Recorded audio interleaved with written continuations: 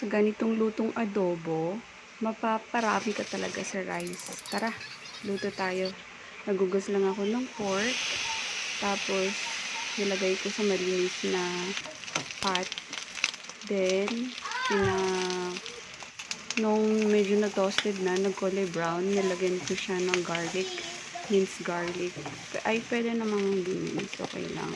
Then, ayan, ginisa ko siya. Nung ginisa na siya, nagisa na siya sa garlic, nilagyan ko siya ng coke para lumambot. Sinunod ko na ng pineapple juice. Tapos nilagyan ko ng dahon ng paminta. Tapos toyo, ayan. Then pinakuluan ko siya hanggang sa umunti na yung sabaw niya. Ayan. Then tapos na yung adobo natin. Ayan. Try nyo na din. That's it.